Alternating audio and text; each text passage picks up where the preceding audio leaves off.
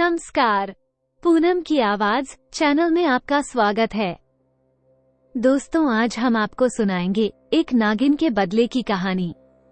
अगर आप हमारे चैनल पर नए हैं तो प्लीज हमारे चैनल को लाइक करें, सब्सक्राइब करें और शेयर करें। दोस्तों, एक छोटा सा गांव था। उसमें एक किसान अपनी पत्नी और अपने छोटे से बेटे के साथ रहता था। किसान बहुत भोला भाला था और अपनी खेती ही करता था। खेती से जो फसल होती उसे ही बेचकर अपना गुजारा करता था। किसान की पत्नी भी बिल्कुल भोली भाली और बहुत ही पूजा पाठ और धार्मिक प्रवृत्ति की थी। वह अपने घर के कामों में व्यस्त रहती और जब समय मिलता तो किसान के साथ खेतों में जाकर काम कराती और अपने बच्चे को पालती। ऐसे ही किसान और उसका परिवार बड़ी खुशी के साथ रह रहा था। एक दिन किसान खेत में काम करने के लिए गया और जैसे ही वह खेत में खुदाई कर रहा था तभी उसने देखा कि उसकी कुदाल के नीचे एक सर्प आ गया जो कुदाल की चपेट में आने से मर गया। अब सांप तो मर गया, लेकिन किसान को बहुत दुख हुआ। उसने देखा कि उस बिल में एक छोटा सा सांप का बच्चा भी था, लेकिन नागिन वहाँ पर नहीं थी। अब वह सोचने लगा कि सांप तो मर गया, अगर शायद नागिन हो भी शायद नहीं हो, लेकिन ये बच्चा तो अनाथ हो गया। मुझसे बहुत बड़ा पाप हो गया। अगर वह नागिन होती तो मुझसे जरूरी बदला लेती। अब उसने सोचा कि अब मैं इस बच्चे को ऐसे तो छोड़ूंगा नहीं, और उस बच्चे को वह अपने घर ले आया और भगवान का नाम लेकर उसने कहा कि मैं अब इसका पालन पोषण करूंगा। आज से यह मेरा दूसरा बेटा होगा। आज से मेरे दो बेटे होंगे। जब वह अपने सांप के बच्चे को टोकरी में डालकर अपने घर ले आया तो उसने अपनी पत्नी को सारी बात बताई कि कैसे कुदाल से उसके हाथों आज सांप की हत्या हो गई। लेकिन उसकी पत्नी तो बहुत ही भोली थी। उसने उस सांप के बच्चे को कहा कि ठीक है, यह आज से हमारा दूसरा बेटा होगा। उधर जब नागिन अपने बिल में आई तो उसने देखा कि सांप मरा पड़ा हुआ है तो उसका तो रो रो कर बहुत बुरा हाल था। उसने सोचा कि शायद उसके बच्चे को भी मार दिया होगा, क्योंकि उसका बच्चा भी हुआ नहीं था। उसे नहीं मालूम था कि किसान ने उसके पति को मार दिया। उसने सोचा कि शायद मेरे बच्चे को भी मार दिया होगा, उसे कहीं दूसरी जगह फेंक दिया होगा। उसने अपने पति को वचन दिया कि नागिन अपने पति को जब रोई, खूब विलाप किया, तो उसने अपने पति को अपनी पति की मृत्यु पर वचन दिया और कहा कि जिसने भी मेरे पति को मारा है मैं उसके परिवार के एक एक सदस्य को खत्म कर दूंगी और मैं तुम्हारे पास आ जाऊंगी जब मेरा बदला पूरा हो जाएगा। और उसने ये कसम खा ली कि आज से ही मैं उसको ढूंढ कर रहूंगी और उसके घर के एक एक सदस्य को मार कर ही दम लूंगी। अब नागिन नहीं है, प्रतिज्ञा कर ली। अब किसान हर रोज की तरह काम करने हल जोतने अपने खेतों में गया तो वही कुदाल उसके हाथ में थी जिससे कल सांप कटा था। उस पर थोड़ा सा खून लगा था। अभी वह नागिन हुई ही थी और वह इंतजार कर रही थी कि ढूंढ रही थी कि किसने मेरे पति को मारा है। जब वह किसान कुदाल लेकर उस खेत में गया तो उस नागिन ने देखा कि उसकी कुदाल पर थोड़ा सा खून लगा हुआ। वो समझ गई कि जरूर यही किसान है जिसने मेरे पति को मारा है। अब वह किसान का पीछा करने लगी। किसान जब खाना खाने के लिए दोपहर में घर गया तो वह किसान के पीछे पीछे उसके घर तक गई। लेकिन किसान की पत्नी ने किसान के अंदर जाते ही तुरंत दरवाजा बंद कर दिया। वह नागिन उसका घर के बाहर इंतजार करने लगी और थोड़ी देर बाद वह सोचने लगी कि किसान बाहर निकलेगा या कोई खिड़की दरवाजा तो खोलेगा जिससे वो उसके घर के अंदर प्रवेश करेगी। अब थोड़ी देर बाद किसान फिर खेतों की तरफ निकल चला और जो किसान की पत्नी थी उसने अपने घर की खिड़की खोल दी। अब जो नागिन थी वो खिड़की के रास्ते घर में अंदर प्रवेश कर गई और घर के एक कोने में छिपकर बैठ गई। उसने देखा कि किसान का छोटा सा बेटा चटाई पर खेल रहा है। उधर किसान की पत्नी ने देखा कि जब तक बच्चा खेल रहा है देख लिया था, तब तक मैं घर के बाकी कामों को कर लेती हूँ। किसान भी चला गया। बच्चे को खेलता छोड़कर उसकी किसान की पत्नी अपने घर के कामों में लग गई। अब उस नागिन ने देखा कि किसान का बेटा अकेला है। उसने मौका देखते ही उस बच्चे को डस लिया। जैसे ही वह बच्चे को डसकर खिड़की के रास्ते बाहर जाने लगी, तभी वह किसान आ गया और उसने उस नागिन को जाते हुए देख लिया। वो दौड़ता हुआ चिल्लाया कि जरूर इसने मेरे बेटे को डस लिया, जरूर इसने मेरे बेटे को डस लिया। उधर से किसान की पत्नी ने भी उस नागिन को देख लिया। वो भी चिल्लाती हुई अपने बच्चे के पास पहुंची। अब किसान को आभास हो गया कि जरूर यह वही नागिन होगी जो मुझसे बदला लेने के लिए आई होगी। और जब अंदर जाकर किसान और उसकी पत्नी ने देखा तो उसके बेटे को एक नागिन डस चुकी थी। वो जोर जोर से चिल्लाने लगे और बच्चे को लेकर इधर उधर भागने लगे। लेकिन गांव बहुत छोटा था और उस गांव में कोई अस्पताल नहीं था। अस्पताल शहर में था, जो कि वहां से बहुत दूर था। किसान गरीब था, उसके पास कोई साधन भी नहीं था जिससे कि वो तुरंत शहर पहुंच सके। मगर उनके अब वह क्या कर सकते थे? इतने अधिक रुपए भी नहीं थे उनके पास, वे अपने बच्चे को बचा पाते। अब उनके बच्चे के मुंह से झाग निकलने लगा क्योंकि वो मर चुका था। दोनों अपने बेटे को लेकर बहुत विलाप करने लगे और आखिर में उसका दाह संस्कार कर दिया। अब दोनों गुमसुम रहने लगे। किसान बोला कि अब जो होना था वह तो हो गया।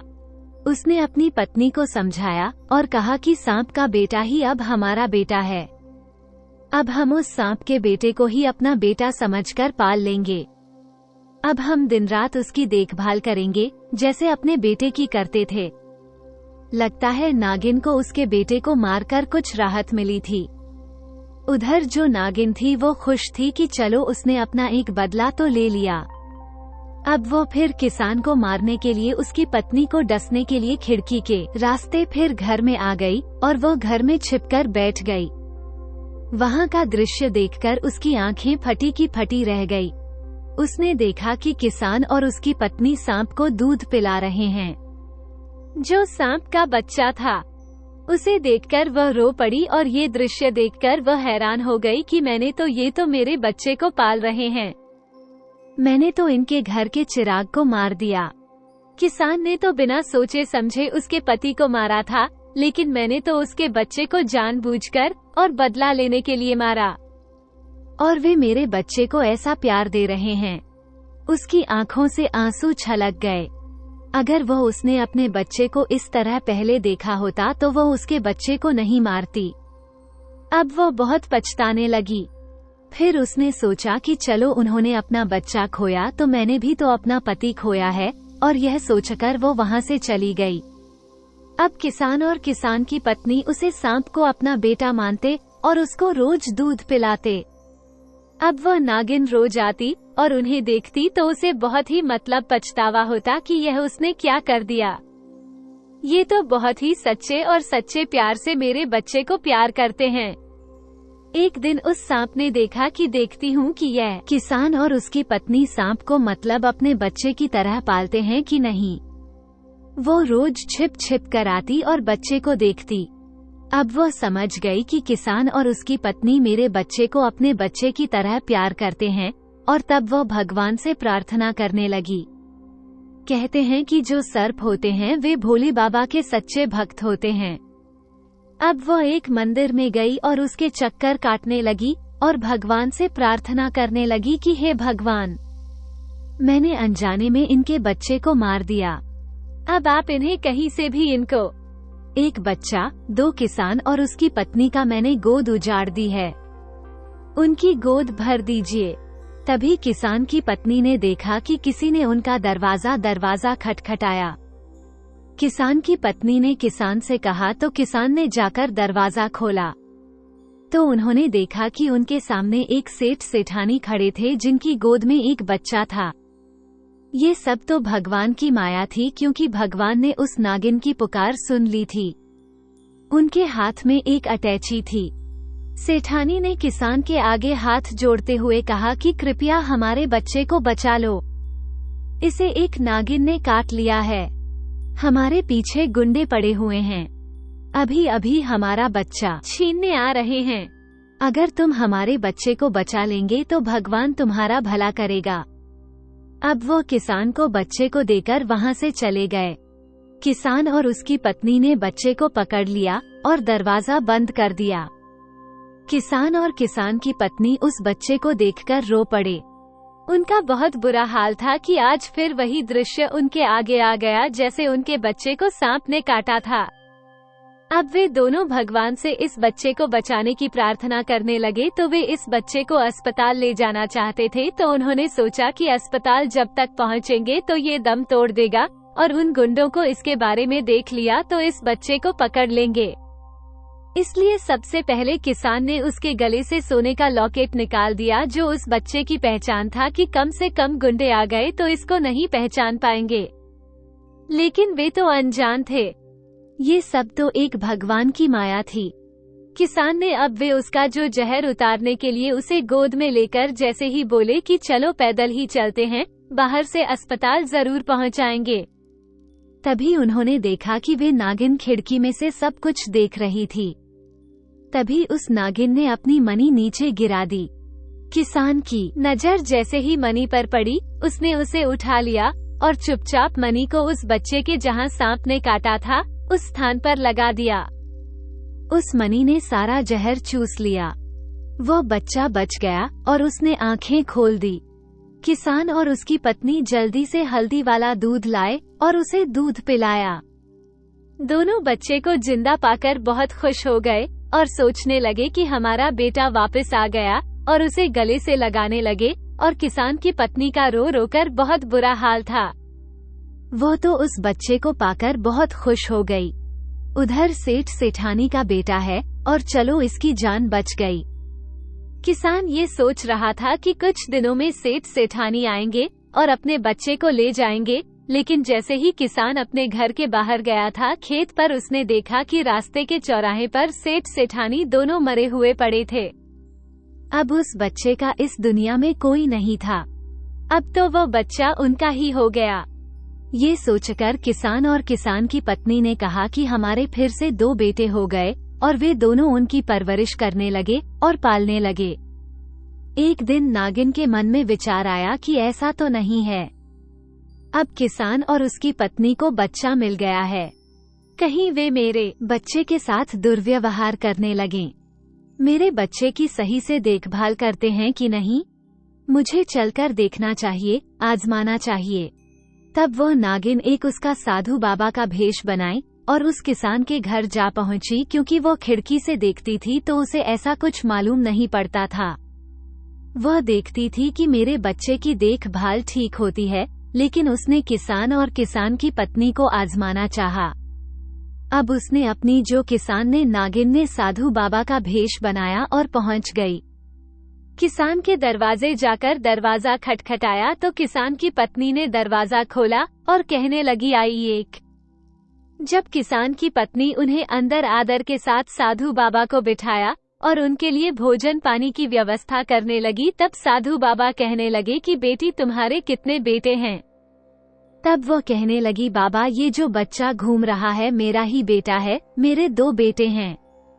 तब वह कहने लगा कि तुम्हारा तो एक ही बेटा दिखाई दे रहा है, दूसरा बेटा तो दिखाई नहीं दे रहा, क्योंकि वह नागिन तो उनको आजमाने के लिए आई थी। तब वह कहने लगी, नहीं बाबा हमारे 2 बेटे हैं। तब वह नागिन बनी। साधु बाबा कहने लगी कि मुझे इस घर में से किसी सांप के आने की महक आ रही है। ये सुनकर जो किसान की पत्नी थी वो हैरान हो गई। वो कहने लगी, बाबा वो सांप का बच्चा नहीं है, वह हमारा बेटा है। लेकिन साधु बाबा कहने लगे कि उस सांप के बच्चे को मुझे दे दो, नहीं तो मैं तुम्हें मार दूंगा, भस्म कर दूंगा। तब वह सेठानी जो किसान की पत्नी थी वो जोर जोर से रोने लगी, कहने लगी, बाबा मैं अपने बच्चों को नहीं दूंगी, चाहे आप मुझे मार दो, वे मेरी मुझे जान से भी प्यारे हैं। अब जब वो किसान की पत्नी और उस बाबा में झड़प हो रही थी तो किसान अंदर से आया और कहने लगा कि बाबा क्या बात है? तब वो बाबा कहने लगा कि सांप के बच्चे को मुझे दे दो, इस सपोले को तुमने क्यों घर में पाल रखा है? किसान कहने लगे, बाबा हम आपका आदर सत्कार करते हैं, आपको जो चाहिए वह ले लीजिए, लेकिन हमारे बच्चों के बारे में ऐसा मत कहिए, वो सांप का बच्चा नहीं, वो हमारा बेटा है। हम उसे किसी भी कीमत पर आपको नहीं देंगे। बाबा ने उन्हें धमकी दी और कहा कि मैं तुम्हें और तुम्हारी पत्नी को दोनों को मार दूंगा। तब किसान ने हाथ जोड़कर कहा, बाबा आप चाहें तो मेरी जान ले लो, लेकिन मेरी पत्नी को छोड़ दो, क्योंकि मेरे बच्चे अभी छोटे हैं और मेरी पत्नी को उनकी बहुत ज्यादा आवश्यकता है। वही उन्हें पाल सकती है, मैं उन्हें नहीं पाल सकता, इसलिए आप मुझे चाहे तो मार सकते हो। तब उस साधु बाबा ने कहा कि जो मनी है तुम्हारे पास उसे मुझे दे दो। तब उस किसान ने कहा कि हाँ बाबा, मैं उस मनी का क्या करूँगा, उसे उसकी कोई जरूरत नहीं है, तुम मुझे मनी ले जाओ। और किसान ने वो मनी उनको दे दी। अब वो साधु बाबा उस मनी को लेकर बाहर आ गया। बाहर आकर जब नागिन अपने असली रूप में आई तो वो समझ गई कि बाबा ने वह नागिन घर से बाहर निकलकर अपने असली रूप में आ गई, और उसने देखा कि किसान और उसकी पत्नी मेरे बच्चे से बहुत प्यार करते हैं और बिल्कुल अपने बच्चे की तरह पालते हैं। अब उसे उसमें उन पर कोई शंका नहीं थी। वो अपने बच्चे को सुरक्षित हाथों में सौंप चुकी थी, क्योंकि उसका बच्चा सुरक्षित है। तभी वह अपने पति के पास गई और कहने लगी कि आज मेरा जीवन सफल हो गया है, मैंने मेरा जो वचन पूरा हो गया है, अब मैं तुम्हारे पास आ रही हूँ, मेरे जीने का कोई औचित्य नहीं है। और वह नागिन अपने पति के पास गई और उसने भी अपने प्राण त्याग दिए। प्राण त्यागने के बाद जब वह किसान बाहर निकला तो उसने देखा कि वह नागिन उसके दरवाजे के पास मरी हुई पड़ी है। तब वह किसान और वह मनी भी उसके पास पड़ी हुई थी।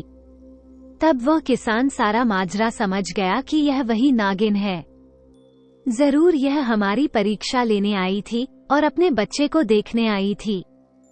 अब किसान और उसकी पत्नी ने उस नागिन के शरीर को उठाया और उसे उसका पति का शरीर, सांप का शरीर भी था, उसको भी दोनों को उठाकर एक साथ जला दिया, जिससे उनकी मुक्ति हो गई। अब किसान खुश था, आज उसके दिमाग से सारा बोझ हट चुका था। अब किसान और किसान की पत्नी अपने दोनों बच्चों के साथ खुशीपूर्वक रहने लगे और उनका जीवन सफल हो गया। क्योंकि उनके पास मनी थी तो मनी की मनी से जो नागिन उन्हें मनी देकर गई थी, उससे उन्होंने जो घर में किसी चीज की कमी नहीं रही। उनकी जो झोंपड़ी थी वो महल टाइप बन गई। अब उनके दिन फिर गए। दोस्तों, अगर आपको हमारी कहानी पसंद आई हो तो प्लीज हमारे चैनल को लाइक करें, सब्सक्राइब करें और शेयर करें। वीडियो को अंत तक देखने के लिए आपका बहुत बहुत धन्यवाद।